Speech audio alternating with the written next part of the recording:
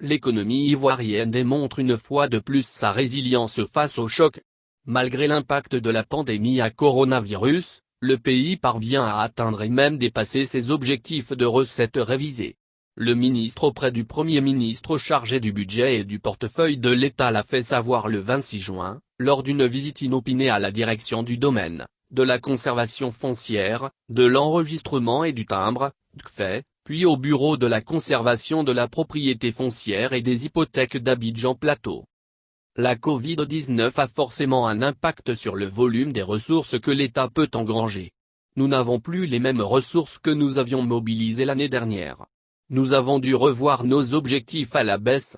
Par rapport à ces nouveaux objectifs, je dois avouer que les services travaillent très bien puisque les recettes se situent un peu au-dessus des objectifs révisés, s'est félicité Moussa Sanogo.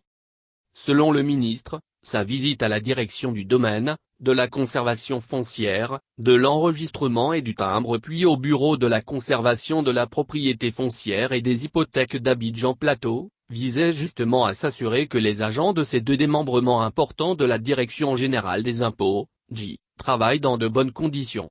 Je souhaitais voir comment les agents de cette direction générale travaillent au quotidien, surtout dans ces périodes très pluvieuses. C'est aussi un moyen pour moi de savoir si l'administration continue à fonctionner.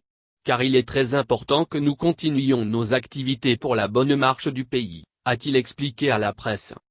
Après avoir visité les locaux, échangé avec les agents et le directeur du domaine, de la conservation foncière, de l'enregistrement et du timbre, Tidiane Kaba Diakité qui a conduit la visite guidée, le ministre s'est dit satisfait de l'assiduité des agents et de la bonne organisation du travail.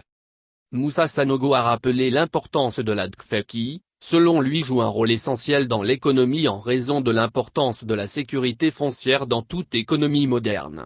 Si le travail est bien fait en amont, si les titres de propriété qui sont délivrés sont incontestables, et s'il y a peu d'incertitudes, cela facilite l'obtention de financement et le progrès social. C'est donc pour ces raisons que nous souhaitons que nos agents continuent à faire leur travail avec la plus grande rigueur, la plus grande confiance pour éviter tout problème de productivité qu'on pourrait connaître en matière de propriété foncière, a-t-il souligné.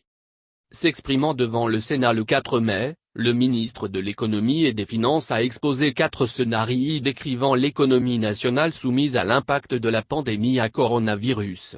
Le premier scénario dit optimiste établi sur la base d'une maîtrise de la pandémie au plus tard fin juin 2020, prévoit un ralentissement de la croissance économique à 3,6% du PIB en 2020 contre un taux de 7,2% projeté initialement avant l'apparition de la maladie, soit une perte de croissance d'environ 3,6% du PIB.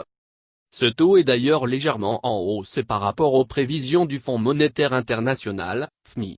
L'institution avait annoncé un recul de la croissance du pays à 2,7% en 2020. Le deuxième scénario qui se veut médian prévoit quant à lui, une maîtrise de la crise à fin septembre 2020. Dans une telle hypothèse, la croissance du PIB de la Côte d'Ivoire se situerait à 1,6% du PIB en 2020, ce qui induira une perte de croissance d'environ 5,6% du PIB. Et le troisième scénario dit pessimiste est basé sur une maîtrise de la pandémie à fin décembre 2020, ferait reculer la croissance du pays à 0,8% du PIB cette année, soit une perte de croissance de l'ordre de 6,4% du PIB. Cependant, la vitalité retrouvée de l'économie après les moments de frayeur et le redémarrage progressif de l'activité économique dans les pays partenaires, malgré la persistance de la pandémie, augure de ce que la Côte d'Ivoire échappera au pire.